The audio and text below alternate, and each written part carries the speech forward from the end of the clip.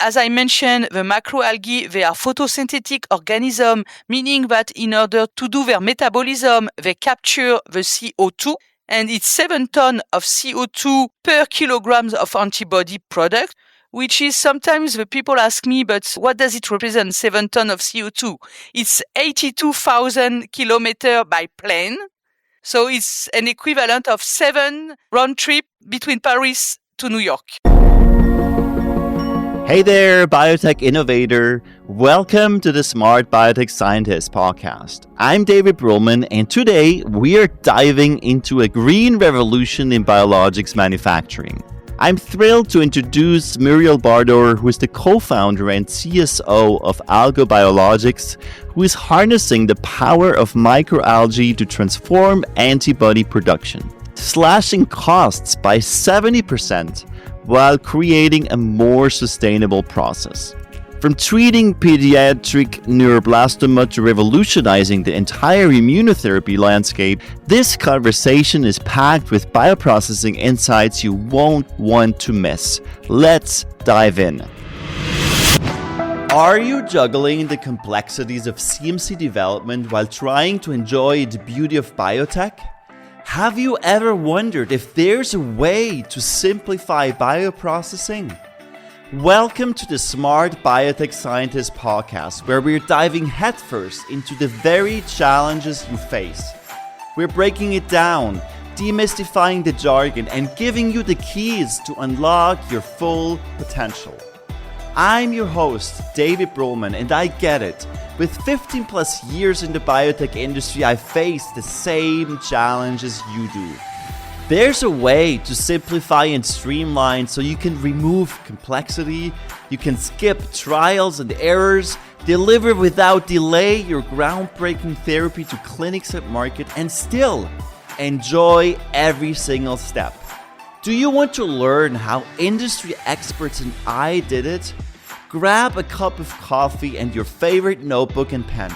Now is the time to take your bioprocessing game to the next level. Let's smarten up biotech. Welcome, Muriel. It's great to have you on the show today. Good morning, David. Thank you very much for inviting me. It's a pleasure. Muriel, share something that you believe about bioprocess development that most people disagree with. My belief is that the green alternative expression system, such as plants and macroalgae, will lead their way in the future and provide inspiring solutions for the future. Yes, I'm really excited about today's discussion, Muriel, talking about microalgae. But before we do that, draw us into your story, because from studying glycosylation in plants to pioneering now microalgae bioproduction and launching a startup, you've seen a lot of things. So what unexpected twists and aha moments shaped your long scientific journey? Yeah, so maybe I will come back to my childhood period. In fact, when I was a teenager, I saw many reports regarding the discovery of genetic disease. And it's really at that time that I decided to become a scientist and to do research in order to find some solution to save people's life. That was really my inspiration time. And then during my time at the university, when I was doing the equivalent of my first year of master, I met someone, a big professor from the University of Rouen, who was working in plant glycobiology. And then he offered me to come in his lab and to do an internship. And that was really a big discovery for me, because I discovered a new subsegment of the biology, which is the glycobiology, meaning it's the science who is studying all the molecules which are bearing some sugar within the cells. So it could be protein which are bearing some sugar that we call glycoprotein. It could be polysaccharide. And we were interested at that time to understand the biosynthesis of this particular molecule in plants. So that was an interesting field that I found very interesting, because also we know that there is a lot of problem of glycosylation in different disorders. So I started to study this field. I did my PhD actually in this field, and then a postdoctoral fellowship in the United States in Professor Ajit Varki's lab in UCSD, which was working on the problematic of cancers and the way the glycosylation was evolving when the cells become cancerous. It was a mixture of all the topics which was interesting to me to work on this kind of disease and the problematic of the sugar. And then after that, I was hired as an associate professor at the university in France. And I decided to start working with plant biotechnology. So in the first part of my career, actually, I did develop a technology in order to produce vaccines and antibodies in plants. And then we licensed this technology to a Canadian company a few years back now. And after that, I decided that it would be interesting to develop some organism which could present the same advantages as the plants for the bioproduction, but will be cultured using closed photobioreactor. And it's at that time that came the idea to use microalgae for such kind of application. But this was almost 12 years ago now. And you are right. At the beginning, we didn't know what was the biosynthetic pathway of protein and glycoprotein within microalgae. So at the beginning, we learn and we try to understand this specific pathway before being able to use this microalgae as an expression system as we do now.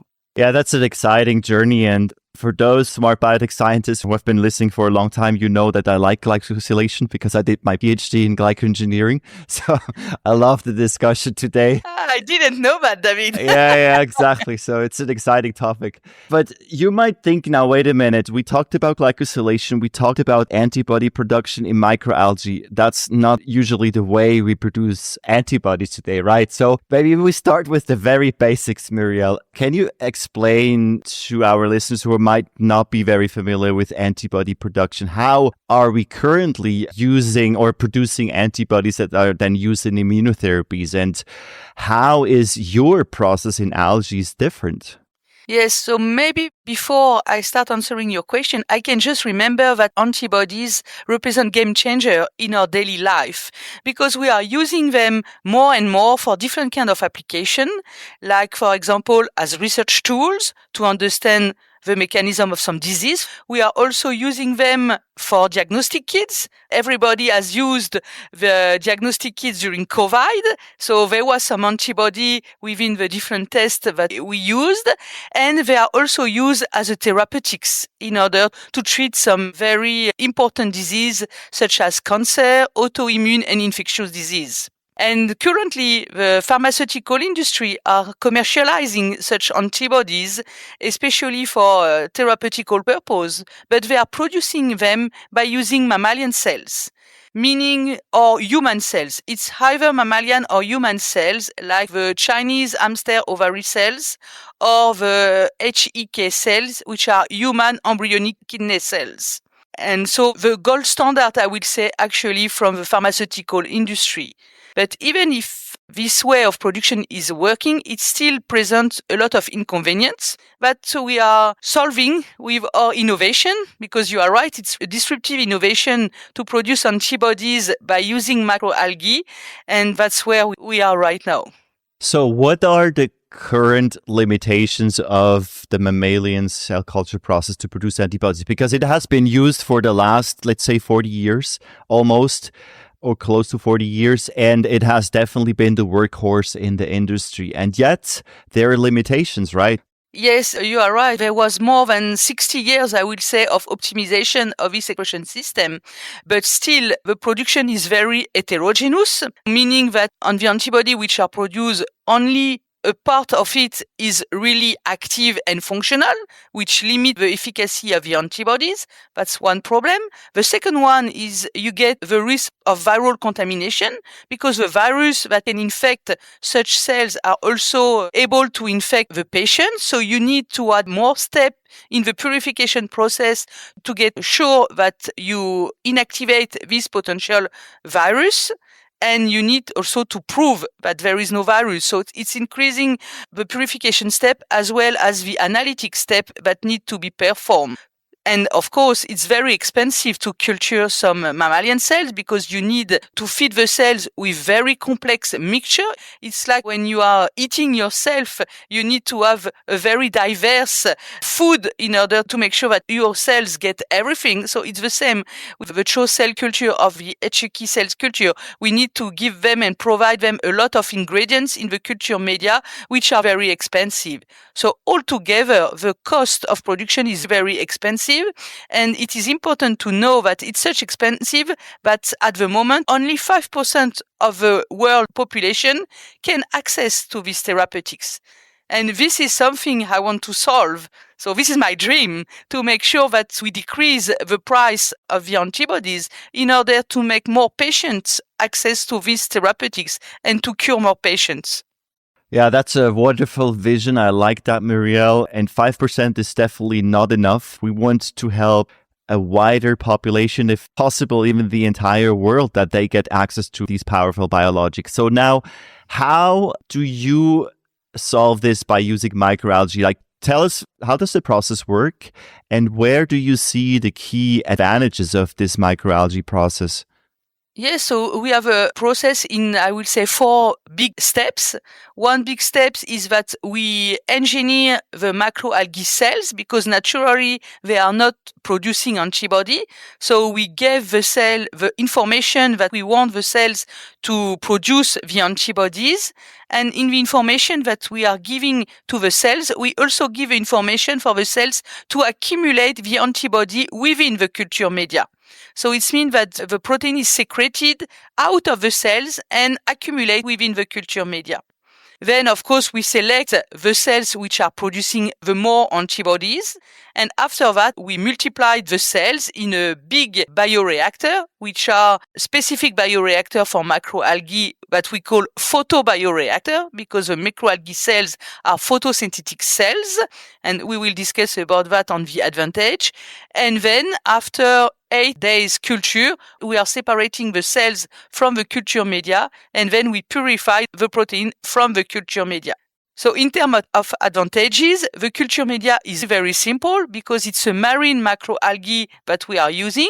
So it's sea salt that we are using as a culture media, which decrease, of course, the cost of the culture media and the cost of production. We have a process which is shorter in time, both in order to establish the cell line and also for the culture time. It's shorter than the CHO cells. And we have no risk of viral contamination because in the way that we are culturing the macroalgae, which is at room temperature, without any ingredient animal, there is no viruses that can affect humans that can grow in such condition. So we are simplifying the purification process and the analytical process. So altogether, this decreases the production cost.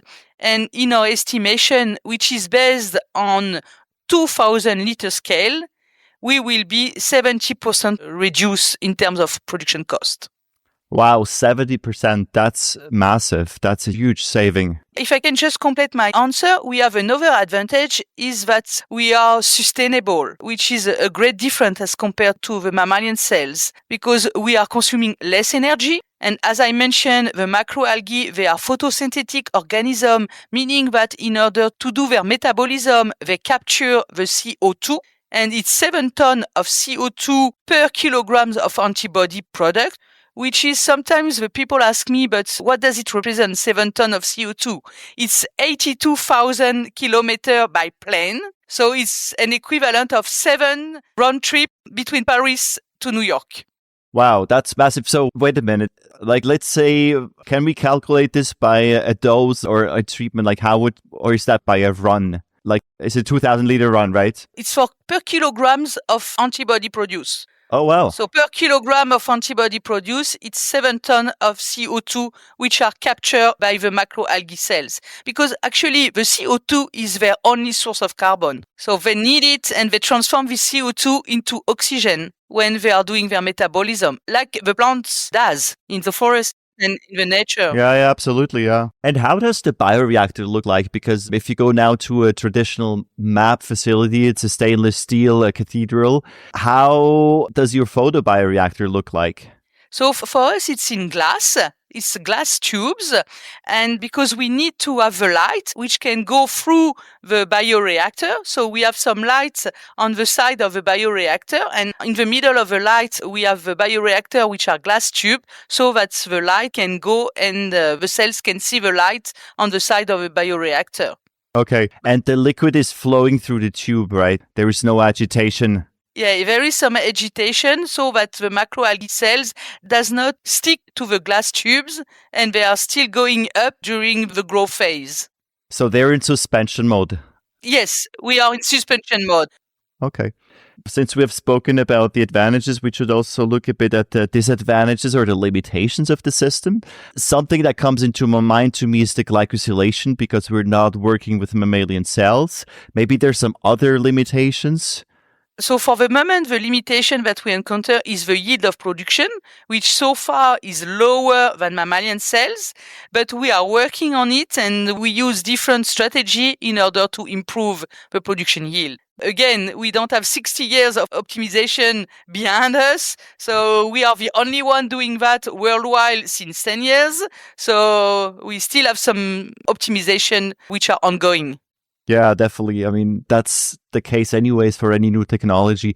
And where do you see the limitations with respect to complex glycan forms or even complex molecules? Could we potentially produce very complex bispecifics or fusion antibodies?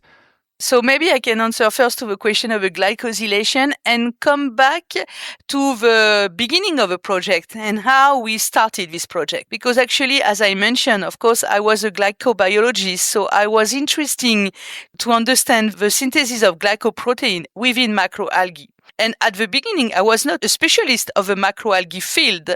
So I didn't really know at the beginning which one to choose because there was almost nothing known regarding the glycosylation of macroalgae in the literature. So the way we initiated this project was to select different macroalgae because there is a huge diversity of macroalgae in nature. There is more than 30,000 macroalgae which have been identified in the ocean. And so it was difficult for me to say, okay, this is the right one for the purpose that we wanted to use it. So in fact, we selected different macroalgae, above 20 different macroalgae. And in fact, we analyzed the glycosylation profile of their endogenous protein.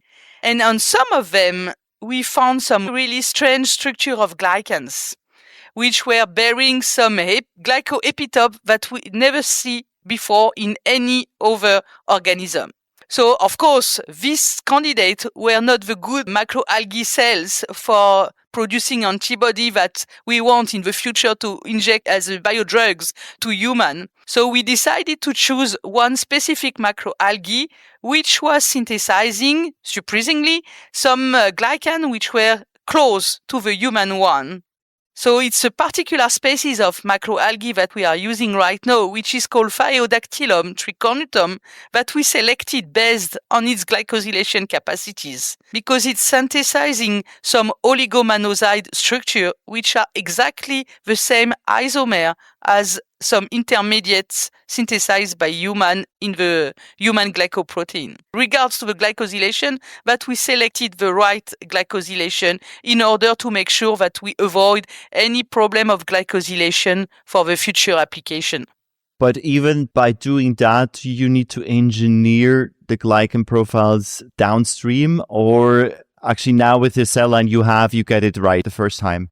So right now with the cell line that we are having some oligomonoside structure on the antibodies, and we demonstrated that for some application it's even better because it gives a better affinity to some of the receptor from the immune systems, which could be an advantages. Like, for example, when you want to increase the response of the immune system in order to lead to the destruction of the cancer cells, for example, we try to do so. We want to improve what we call the ADCC response, and we prove that our particular antibody produced in microalgae with some oligomonoside is possessing a higher affinity, the Fc gamma receptor, which is involved in the ADCC response, which will improve the efficacy of the drugs. Yeah, that's what you want. That's what we want. So for such kind of application, I would say we don't need to get biantennary, for example, complex glycan, because we prove that it can give an advantage to have oligomonoside on our antibodies. But you are right. If in the future, with our microalgae platform, we want to produce some other recombinant protein, like, for example, EPO, erythropoietin, then we will need to modify the glycosylation pathway. So we already identified, because now we know the enzyme which are involved and present in the genome of the macroalgae. So we know already what to do in order to get this particular type of glycan. And we are already working on that through a collaborative project which is funded under the ANR program. The ANR is the French governmental agency who provides some funding for academic research and also for projects which are between company and academic lab. So we get grant on that topics. Yeah, I mean, if you can increase the ADCC response and by not having immunogenic problems, I would say you're totally fine. It's even better because you don't need to have the human-like glycosylation because you want your drug to be efficacious and safe. So if you manage to do that, you can tick both check boxes. Exactly.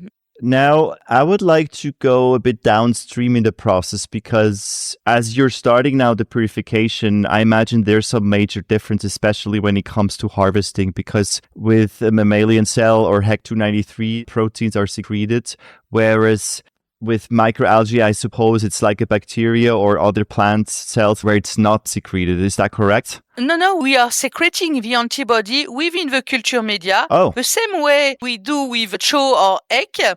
After the culture, we have a clarification step where we are separating the cells from the culture media. And then we start purifying the antibody, starting from the culture media, which is basically seawater in our case. So it's not as complex as with CHO or HEK cells. So we managed to remove some of the filtration step and some of the purification step to simplify the GSP process. But it's basically a similar situation that we are starting from the culture media. So we are completely different from bacteria and plant cells because we are not lysing the cell and extracting the protein from the cells. We are directly purifying it from the culture media. Is that an inherent quality of all microalgae or of certain cell lines you're working with, the secretion? No, it's the same. It's because we analyzed and identified some single peptides which are efficient with this particular macroalgae that we are managing to do so. Oh, excellent. So it's part of the know-how and knowledge that we learned when I was still in academia and that we are using now in the company in order to accumulate the antibodies within the culture media. Yeah, okay. That's excellent because that simplifies it really a lot. Yes, and that simplifies really a lot the process, you're right. And also what we would love to do is to have a circular economy. And we would like to valorize the remaining cells for other application. So far, we didn't take the time to work on the valorization of the biomass, but this is something that we keep in mind for the future. At the end, we want in the company to have less than 10% of waste bioprocess. We know that there is a lot of small molecules which are produced by macroalgae, like, for example, antioxidants. There is antiviral molecule which are naturally produced by this macroalgae. So we think that there is a lot of interesting molecule to extract from our biomass that could be useful for some other type of application. And that wraps up part 1 with Muriel Bardor. We have explored how microalgae are challenging conventional antibody manufacturing and their fundamental advantages over traditional CHO cell systems. In our next episode, we'll dive deeper into scaling this revolutionary technology and the bioprocess innovations that make it economically viable. Before we go, I'm offering a free assessment to refine your CMC development strategy with precision. If this is of interest, book a free call with me through the link in our show notes. Remember, science may give you headaches, but biologics drug development should not. All right, smart scientists. That's all for today on the Smart Biotech Scientist podcast. Thank you for tuning in and joining us on your journey to bioprocess mastery. If you enjoyed this episode, please leave a review on Apple Podcasts or your favorite podcast platform. By doing so, we can empower more scientists like you. For additional bioprocessing tips, visit us at smartbiotechscientist.com. Stay tuned for more inspiring biotech insights in our next episode. Until then, let's continue to smarten up biotech.